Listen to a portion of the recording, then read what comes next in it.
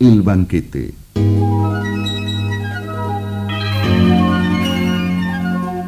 Un programa por amor al arte. Por FM La Isla 89.9.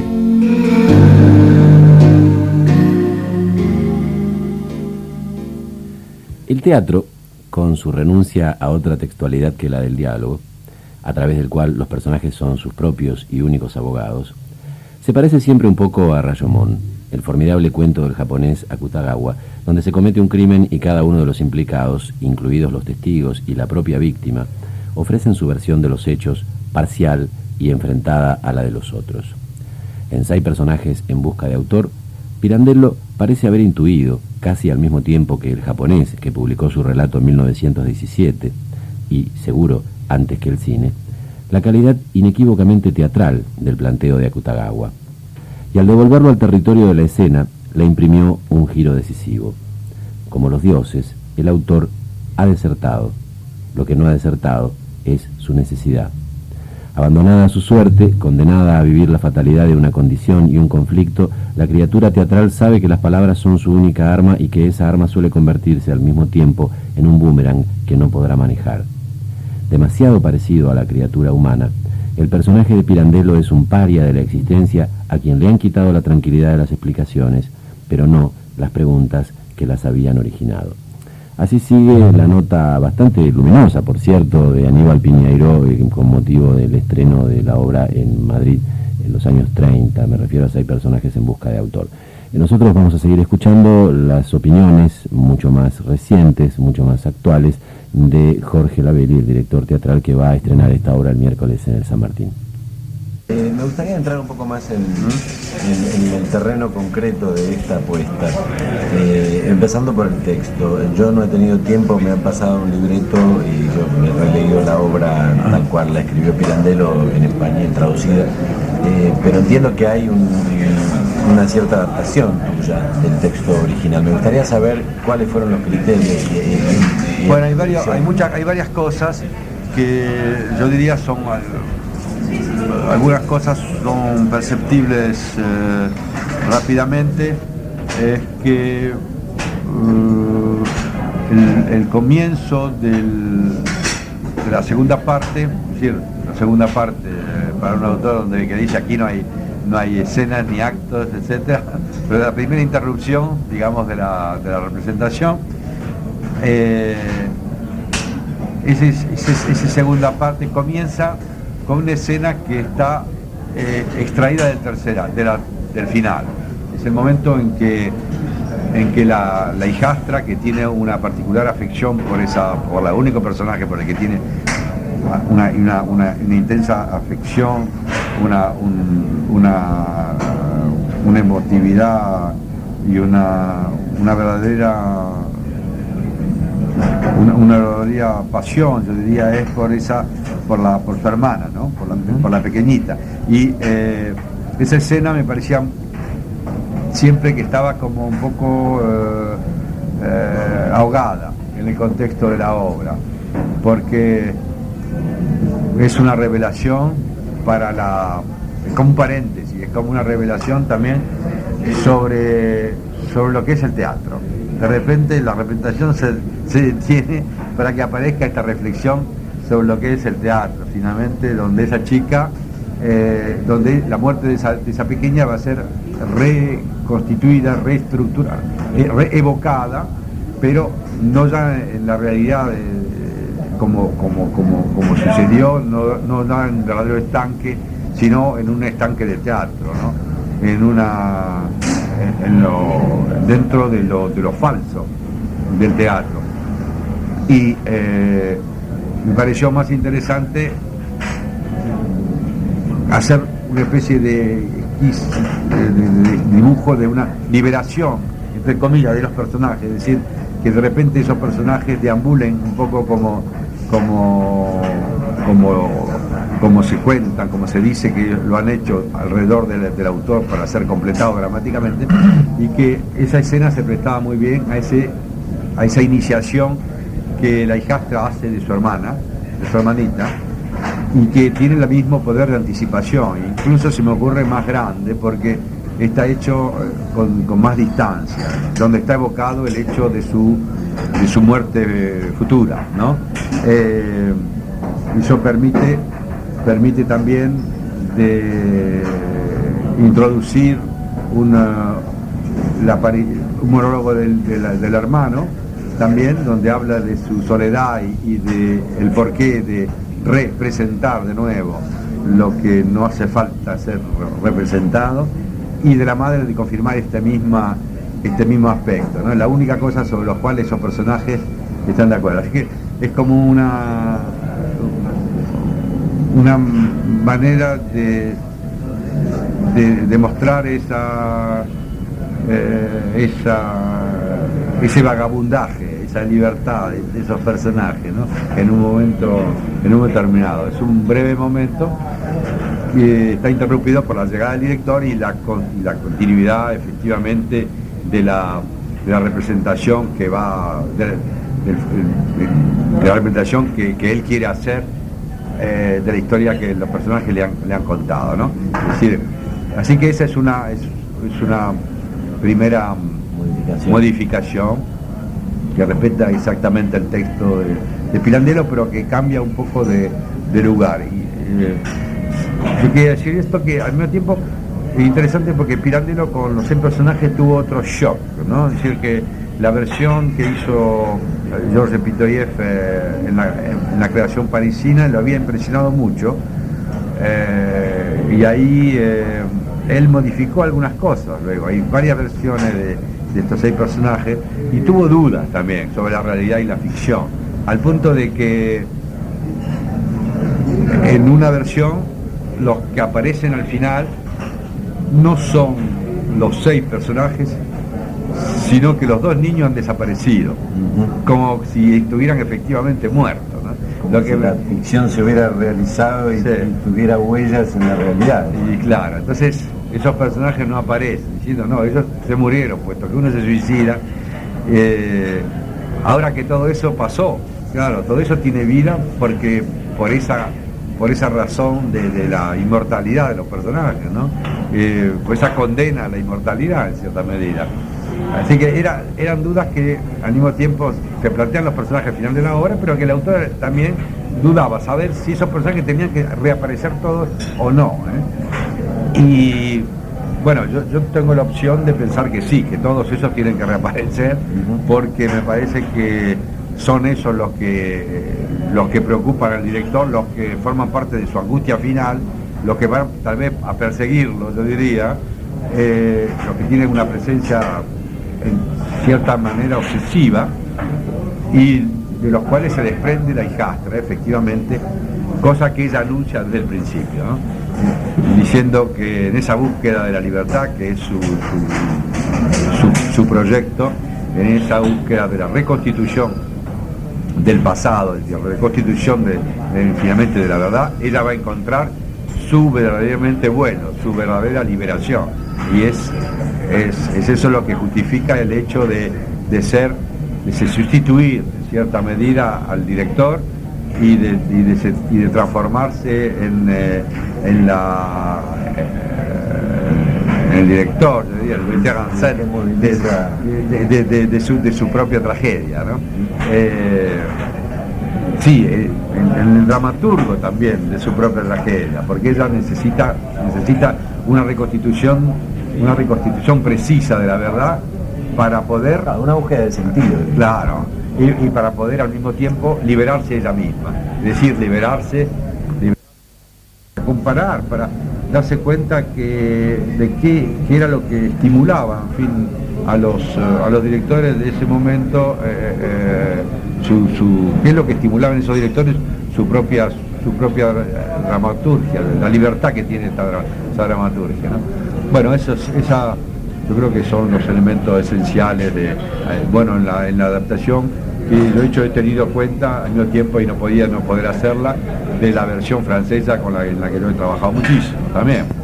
Lo que hace que, y además, cuando... La versión francesa es propia. No, pero de otra persona. Pero decir, de todos modos trabajé muy activamente en esa versión.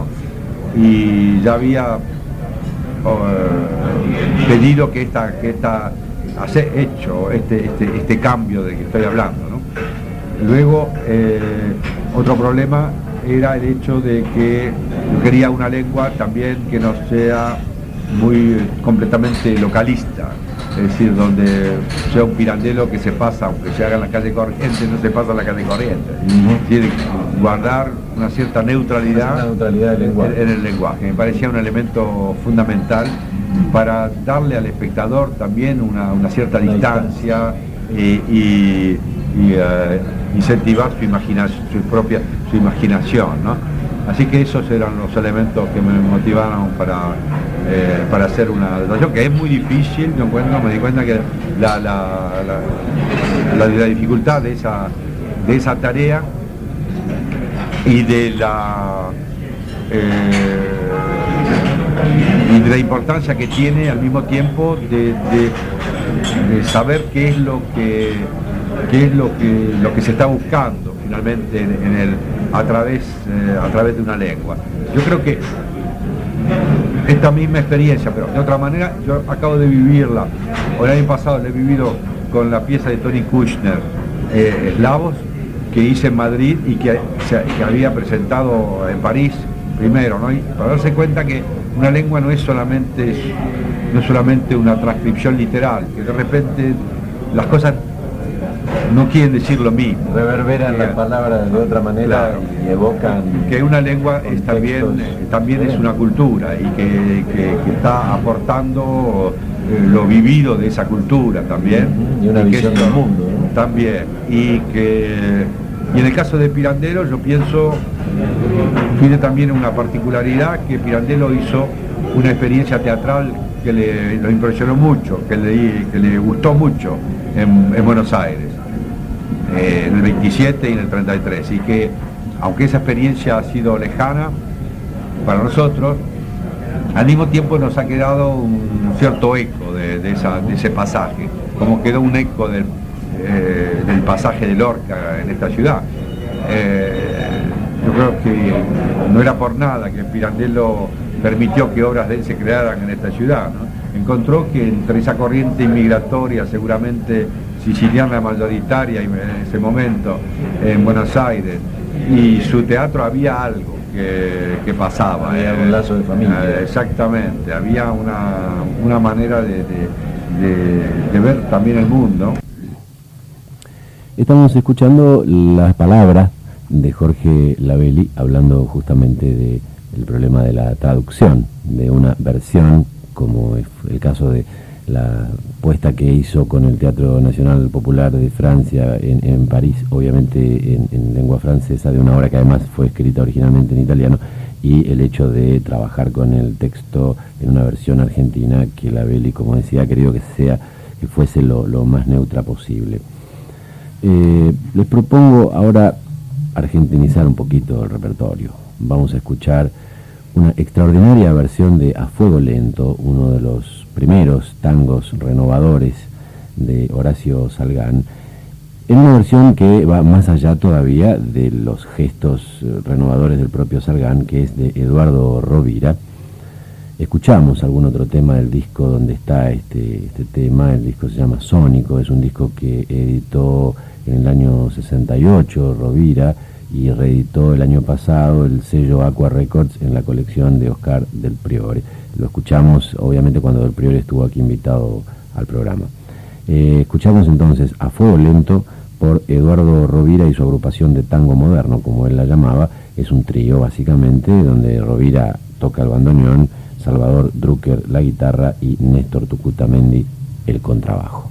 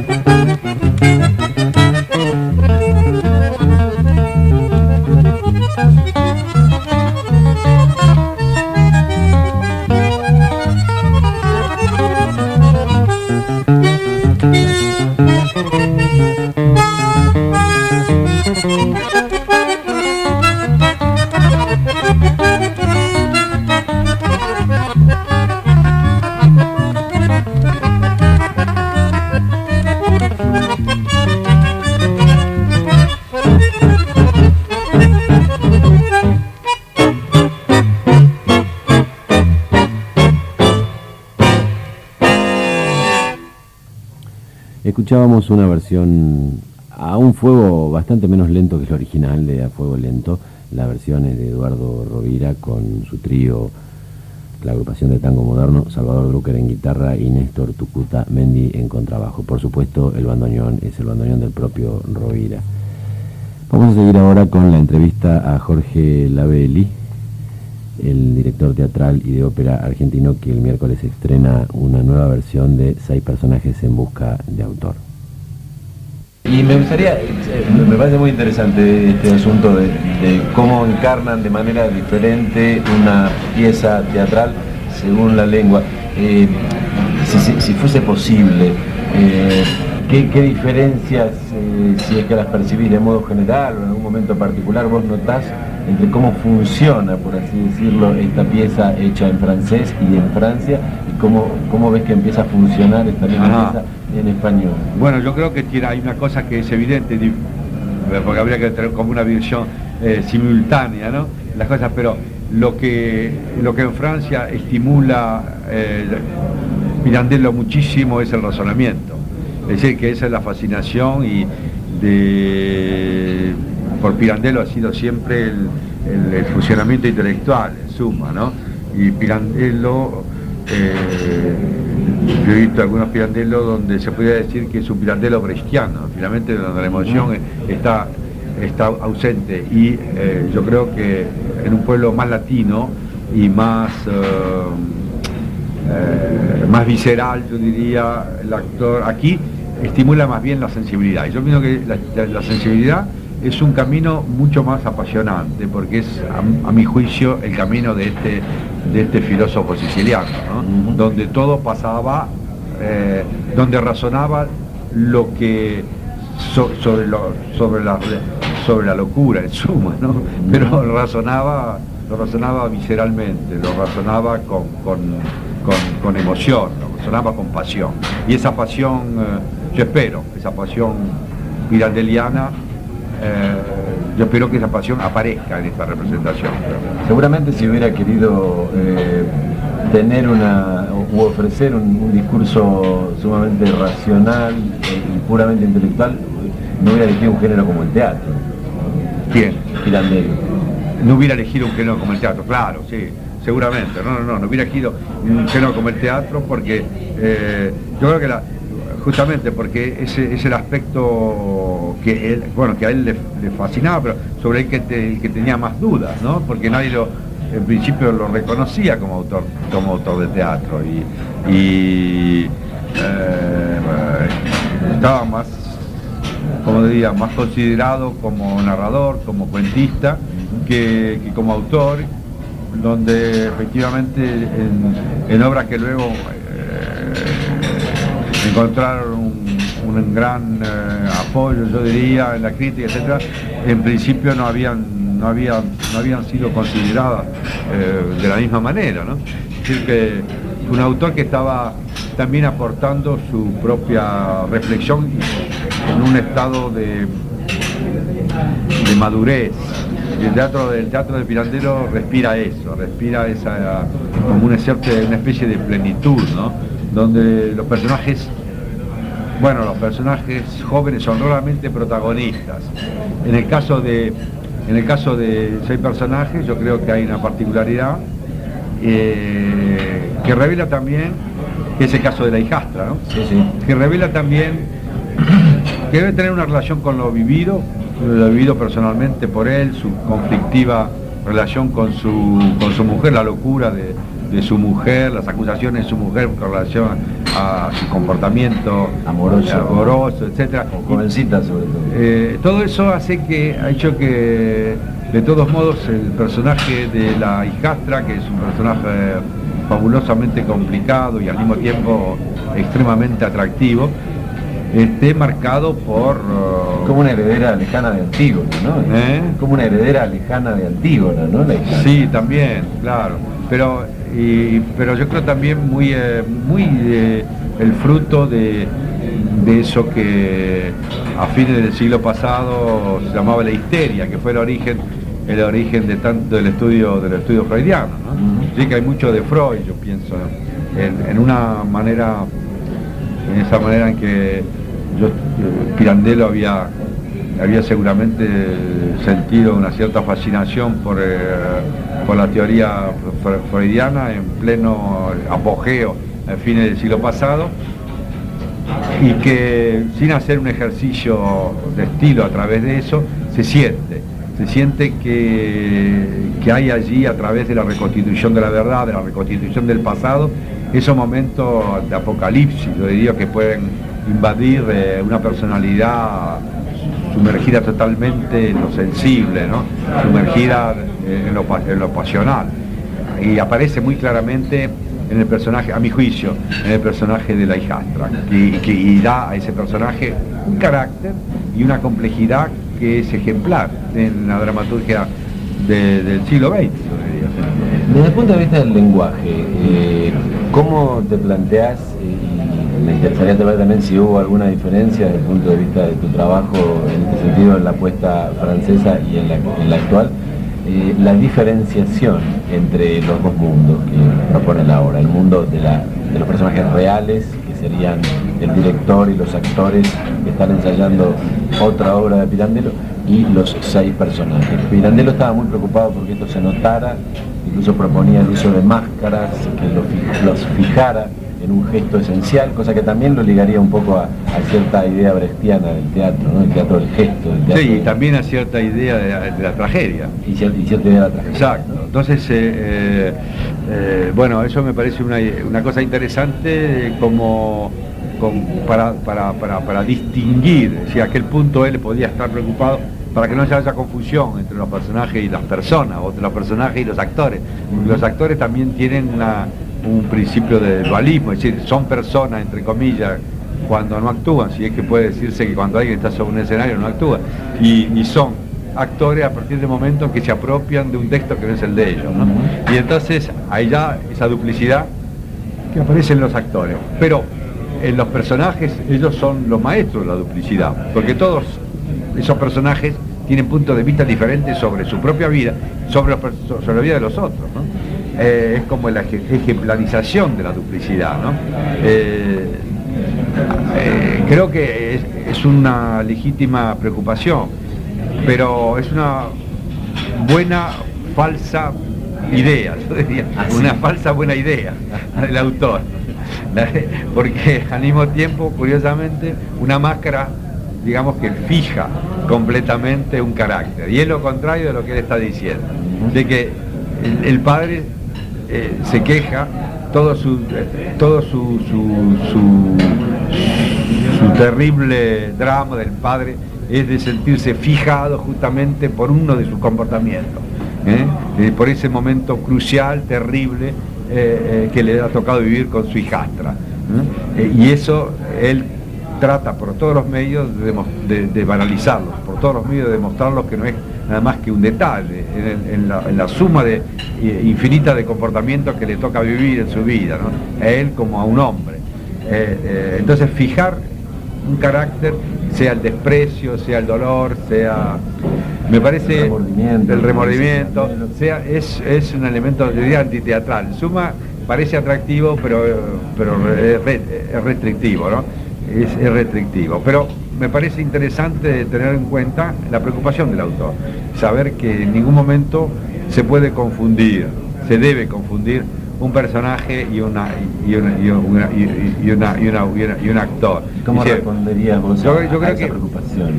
Bueno, yo creo que se aparece como una evidencia en la representación, pero en todo caso hay que saberlo para que no se contribuya a mezclar eso, aunque esos personajes, esos actores ahí presentes son los espectadores privilegiados, los que están en primer plano, ¿no? Que son los espectadores súper presentes para estos personajes, que a veces recurren a ellos también, ¿no?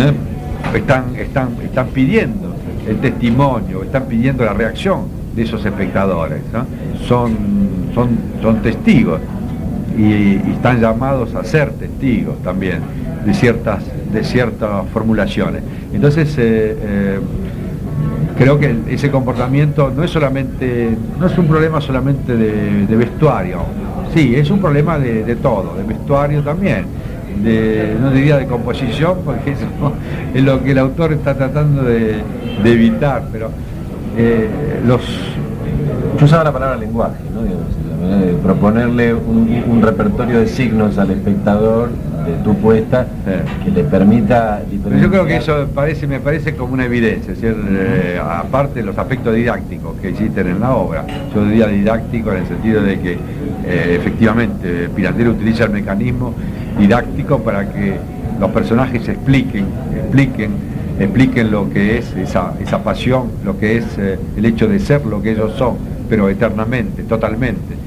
Es decir, es como son la verdad, son la pasión, son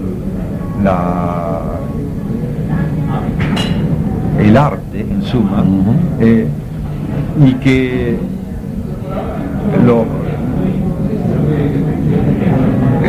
la virtud suprema es de no estar, de pasar a través del tiempo, de no sufrir efectivamente la erosión del tiempo, de ser eso, de ser al mismo tiempo como una condenación, de ser como una condena, de vivir eternamente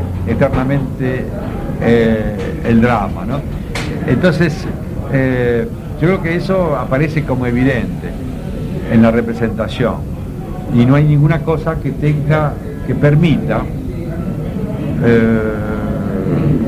permita mezclarlo al punto de confundirlo. Yo creo que no hay ningún elemento que yo utilizo para justamente confundir esta idea, ¿no? Yo creo que eso es un asunto, es una preocupación que guía la puesta en escena y hace que los otros personajes, los personajes también, los otros actores, son al mismo tiempo el eco de ese discurso de los personajes. Ellos también tienen sus propias reacciones, están indignados cuando lo que sucede toca a ciertos principios que tienen relación con la moral, por ejemplo, que tienen relación con lo prohibido, globalmente. Así que yo creo que no hay ninguna posibilidad de confusión. Y las interrogaciones son las mismas que se planteaba Pirandello cuando decía si había que mostrar al final que esos 6 personajes eran 6 o eran 4, ¿no? Los que quedaban vivos. Entonces, yo creo que las interrogaciones que pueden plantearse son las mismas. Si esos personajes son finalmente el producto de la imaginación colectiva, si son, ¿no?, también el producto de la historia, si son la reconstitución de la memoria del autor, es decir, de Pirandello, o si van a ser la obsesión por su presencia de esos que están mirando desde la platea, ¿no?, la representación. Yo creo que ese juego de multiplicidad de interpretaciones tiene que quedar abierto, porque esa es yo creo la libertad del dramaturgo y probablemente la calidad suprema de este teatro, ¿no? Estamos escuchando una entrevista a Jorge Lavelli que tuvo lugar hace unos días aquí en Buenos Aires, donde Lavelli está desde hace un par de meses preparando el inminente estreno de su nueva versión de 6 personajes en busca de autor de Luigi Pirandello. Ahora vamos a ir a hacer una nueva tanda. Se escuchó un alarido símil gol por ahí. Entendemos que alguna de las dos parcialidades que están hoy enfrentadas históricamente, River Platense o Boquense, está feliz y la otra lloriquea. La otra mitad del fútbol está muy triste. Nosotros estamos muy contentos escuchando al maestro Lavelli y ahora unos sanos consejos comerciales.